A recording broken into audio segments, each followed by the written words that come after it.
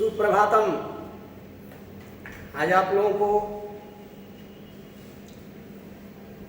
जो है पढ़ाने हम जा रहे हैं कारक प्रकरण संस्कृत में।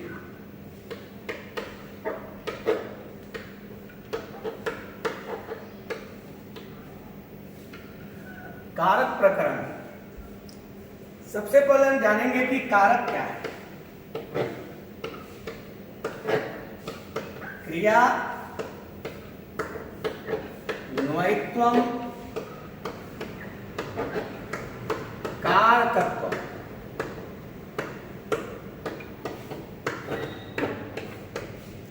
क्रियान्वयित्वम कारकत्व। कारक हम किसको कहते हैं? तो क्रिया का जो अन्वय करे, क्रिया का अन्वय अर्थात संबंध। क्रियान्वयित्वम कारकत्वम, क्रिया के साथ जिसका अन्वय हो, जो संबंध बताए, संस्कृत में उसे ही कारक कहा जाता है। संस्कृत में कारक किसे कहते हैं? तो क्रिया के साथ जिसका अन्वय हो, क्रिया के साथ जिसका संबंध हो, उसे ही हम कारक कहते हैं। क्रियान्वयित्वम कारकत्वम। अतः संस्कृत में कारक के 6 ही भेद माने जाते हैं। हिंदी में 8 होते हैं, अंग्रेजी में कारक के 4 ही होते हैं। Nominative case, objective case, vocative case, possessive और जेनेटिव केस। लेकिन संस्कृत में कारक के 6 भेद ही होते हैं। कारक के भेद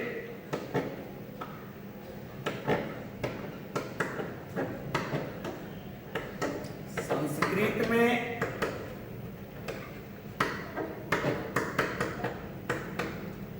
कारक 6 प्रकार के होते हैं।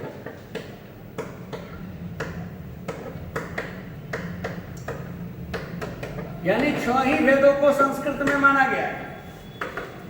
कौन कौन से? फर्स्ट है कर्ता कारक,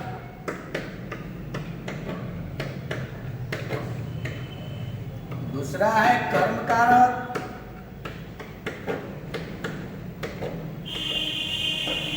तीसरा है करण कारक,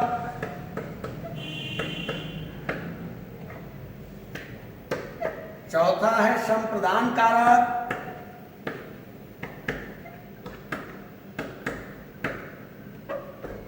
और 5वां है अपादान कारक,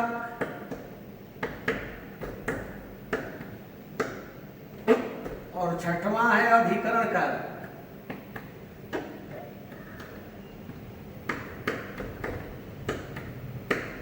यानी संस्कृत में कारक के 6 ही भेदों को माना जाता है। कौन कौन? कर्ता कारक, कर्म कारक, करण कारक, संप्रदान कारक, अपादान कारक और अधिकरण कारक। यानी संबंध कारक और संबोधन कारक को संस्कृत में कारक नहीं माना जाता है। ये नोट में ध्यान देंगे। संस्कृत में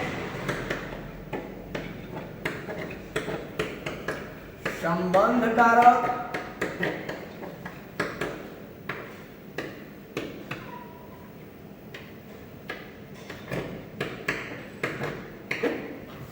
और संबोधन कारक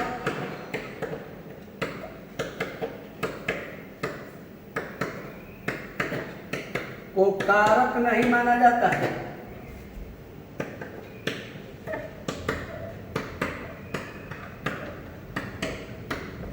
यानी संबंध और संबोधन को कारक नहीं माना जाता है। अगर हम कहें कि संबंध और संबोधन, क्योंकि संस्कृत में तो ये कारक है ही नहीं, हिंदी में, तो संस्कृत में संबंध और संबोधन को कारक नहीं माना जाता है।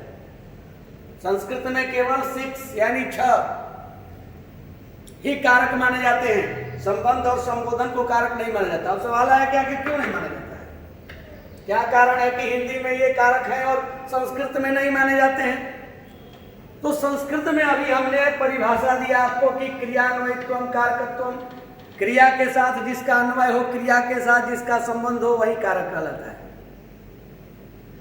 और ये संबंध और संबोधन का क्रिया के साथ कोई अन्वय नहीं है।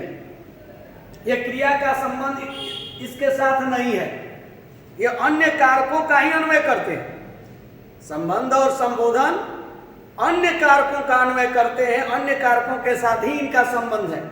इसीलिए संस्कृत में इन्हें कारक नहीं माना जाता है, क्योंकि कारक तो संस्कृत में हम उसे ही कहेंगे जिसका संबंध क्रिया से हो, यानी क्रियान्वयत्वम कारकत्वम, जो क्रिया का अन्वय करे वही कारक है। जबकि ये संबंध और संबोधन क्रिया का अन्वय न करके अन्य कारकों का, दूसरे कारकों का ही अन्वय करते हैं, उसके साथ संबंध दिखलाते हैं। यही कारण है कि संबंध और संबोधन को संस्कृत में कारक नहीं माना जाता है। अब हम देखते हैं कारक प्रकरण के अंतर्गत हमें विभक्ति का ही ज्ञान होना चाहिए। आखिर विभक्ति क्या है?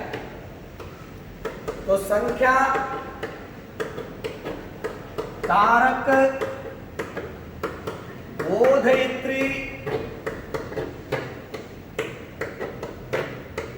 विभक्ति।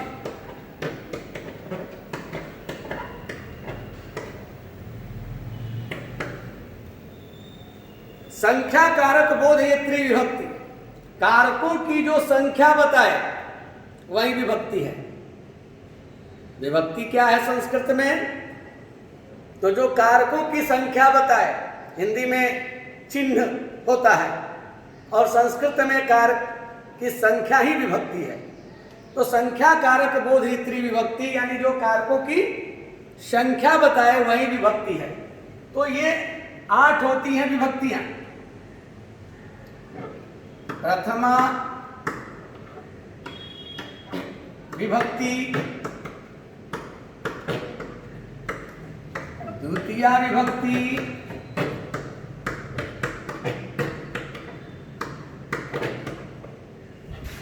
तृतीया विभक्ति,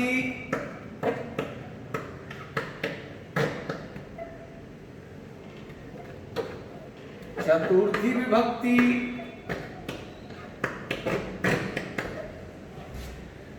पंचमी विभक्ति,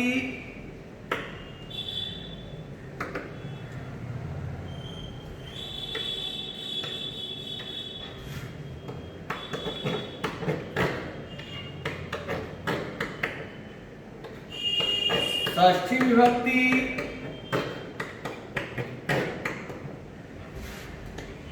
सप्तमी विभक्ति।